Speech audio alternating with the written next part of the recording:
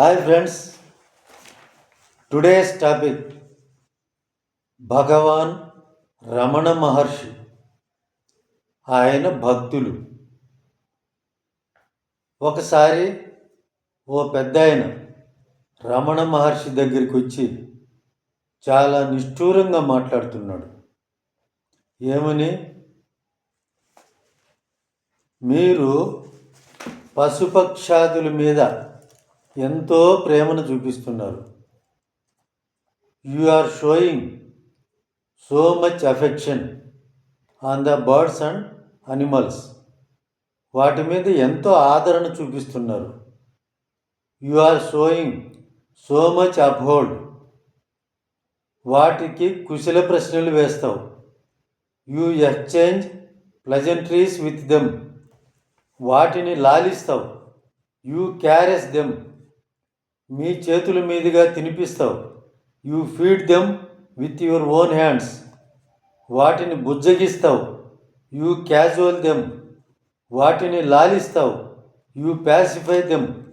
వాటికి జోలపాటు పాడతావు. You sing lullaby for them. మేమేం పాపం చేశాం? What sins have we done?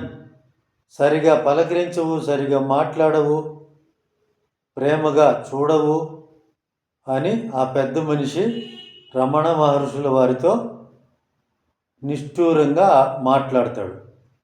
అప్పుడు రమణ మహర్షుల వారు ఒక చిరునవ్వు నవ్వి ఇలా చెప్తాడు: అవి మీలాగా దొంగ భక్తితో రావు. They won't come artificial devotion like you. అవి మీలాగా కోరికలతో రావు. They won't come with desires like you. అవి మీలాగా అత్యాశతో అసలే రావు. They have no greed at all.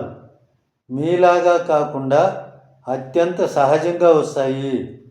Unlike you, they come so naturally. మీలాగా వాటికి అహంకారం ఉండదు. They are not arrogant like you. మీలాగా ఎటువంటి పాపాలు చేయవు.